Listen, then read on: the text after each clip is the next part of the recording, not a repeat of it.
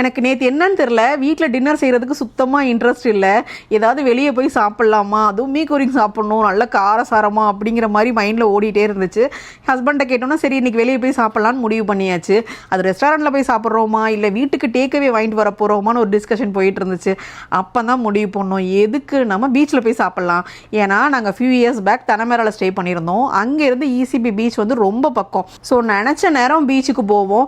Even நாங்கள் ஒரு full day night ஃபுல்லாக பீச்சில் ஸ்டே பண்ணியிருந்திருக்கோம். நைட்டு போய் அங்கேயே சாப்பிட்டு தூங்கி காலையில் சூரியனை பார்த்துட்டு தான் வீட்டுக்கு வந்த நாட்கள்லாம் இருக்குது.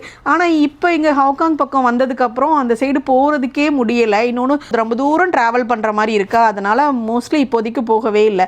வீட்டிலேருந்து கிளம்பி பக்கத்தில் உள்ள 24 hours ஃபுட் கோர்ட்டில் டின்னர்லாம் ஆர்டர் பண்ணிவிட்டு ரிசீவ் பண்ணி நாங்கள் பீச்சுக்குள்ளே நுழையும் போது டைம் 11 o'clock. நான் என்ன நினச்சேன்னா அங்கே கூட்டமே இருக்காது அப்படின்னு நினச்சேன். அங்கே போனால் வேறு லெவலில் பர்த்டே பார்ட்டி செலிப்ரேட் பண்ணுறது என்ன, வாக்கிங் ஜாக்கிங் சைக்கிளிங்னு அவ்வளோ ஜாலியாக என்ஜாய் பண்ணிகிட்டு இருந்தாங்க.